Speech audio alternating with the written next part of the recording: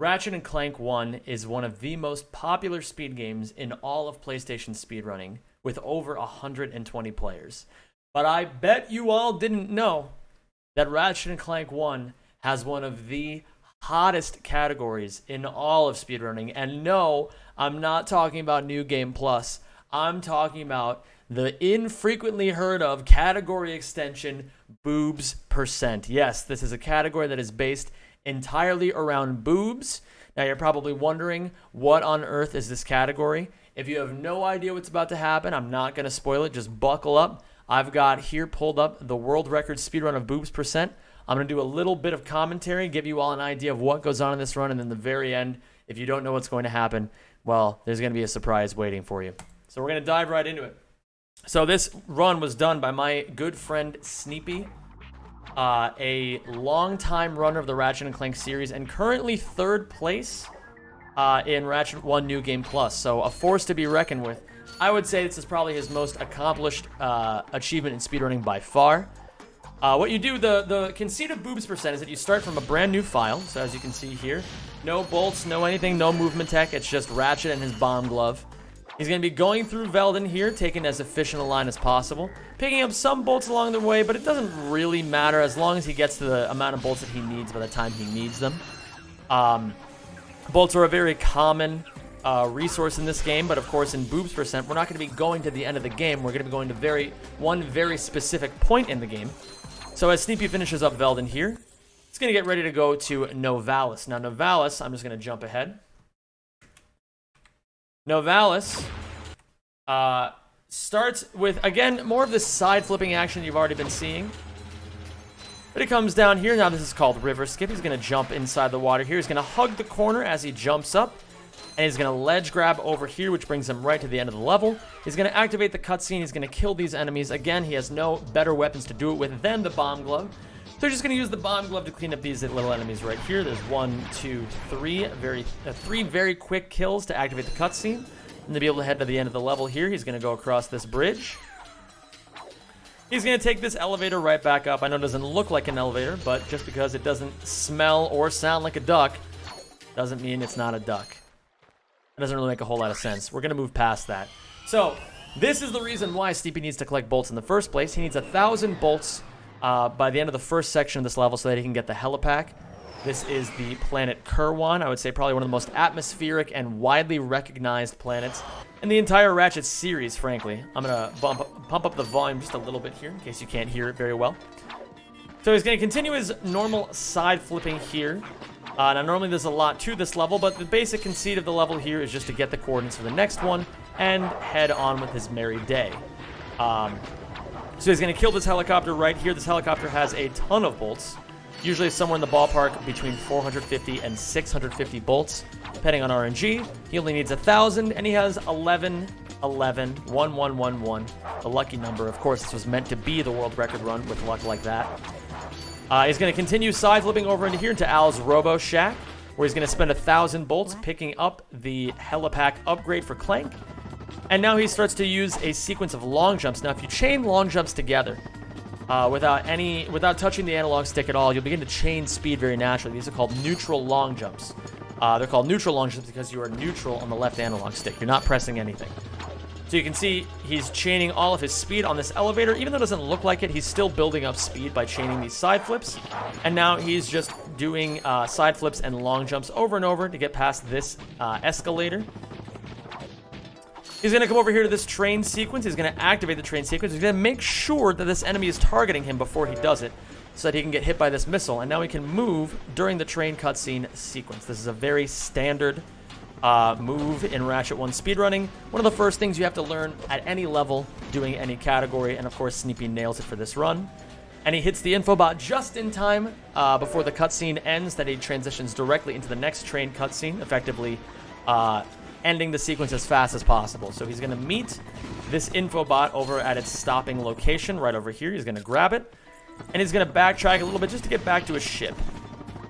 Now, as he heads to Eudora, again, well, for those of you who don't know, Eudora is probably the easiest planet in this entire run across any category. Realistically, all you're doing is climbing a plant, And you're going to, the developers do a good job in this game series of putting the end of the level directly at the beginning so that you don't have to do a whole lot of backtracking or you don't have to take a teleport or anything like that.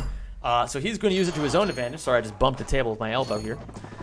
He's going to use this to his advantage to stand on top of this plant and do what are called slope intercepts by high jumping repeatedly off of sloped surfaces. And he's going to hit the end of the level from the very, very beginning of it, get back to his ship, and get the hell out, as they say. Now, when I was asking Sneepy if I can use this footage to create a YouTube video, Sneepy said, please make sure that I can get a better PB than this one. I lost 3 seconds on Blarg. So if you can spot the 3 seconds that he loses, good for you. Well, okay, there's 1 second right there. Okay, that's pretty simple. All right, I think we found it.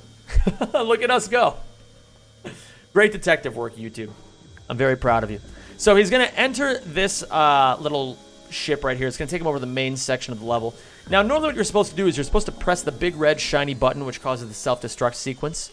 And then you unlock the info bot after you're done with the sequence. But we have a much better strategy here for these speedruns. Steve is going to kill this guy. He's going to stand on top of these boxes, and he's going to use the collision of the boxes to push him slightly out of bounds. Just far enough to get beyond the wall, not far enough to push him off of all of these surfaces and textures. He's going to use them to his advantage, and he's going to jump over and grab the infobot without ever having to press the big red shiny button. And of course, because you're stuck behind this door, there's no way to get out. Sneepy has to now reload the game. It'll place him right back to his ship, and then he can head on out of there. We're going to cut right past this sequence. And now this is where the magic happens. Now, many of you probably already know where this is going. Again, if you have no idea what is going on in the Ratchet and Clank, in Ratchet and Clank 1 at this point, prepare to be amazed at the magic of 2002 game design. This is developer intended. Well, not this part right here. First, he's going to do a series of side flips over and over across this water. These are called Cinna flips. They were found by a runner named Cinna. And you flip a lot, so therefore they are Cinna flips. So now the sequence begins. Sneepy is going to side flip in front of this hoverboard woman 20 times, and you can notice her boobs were normal sized when he began. Well, what is truly normal anyway, right, Twitch chat? Her boobs were of a smaller variety, and now that he's done side flipping 20 times, they're now huge. Again, this is developer intended. The developers know about this. We've heckled them about this. And, yeah. So, and now Sneepy, this is his equivalent of a pop-off. He did it. He beat the world record, I want to say by 4 seconds with this run. I don't quite remember. Let me see if I can pull it back up. He ended up... That's not Boobs percent. This is Boobs percent. 5 seconds ahead of Alamusa 1. Well, that was strange.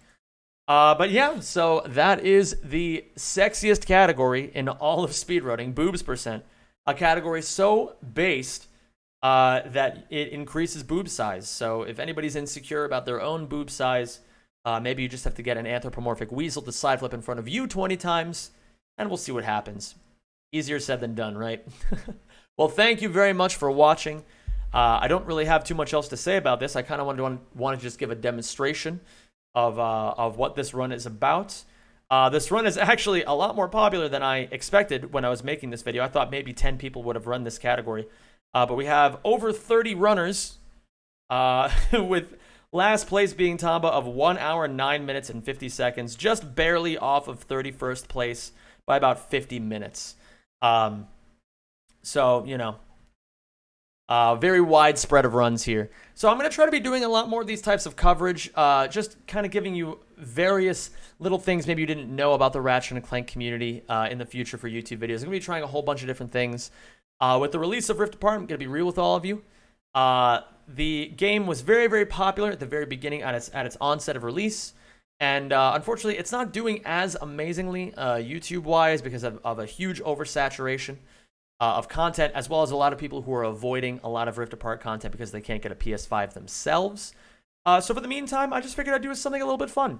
We're going to be putting out some really cool videos in the near future, but I wanted to give you all a little taste of one of the weirder sides of Ratchet speedrunning. So I hope you all have a fantastic rest of your day. Make sure that you subscribe if you enjoyed the content. Make sure you like this video, comment on maybe a piece of movement tech that's impressed you, or if this increased your boob size at all. Who knows? And you have yourself a wonderful rest of your evening. I will see you all next time. See you later, everybody.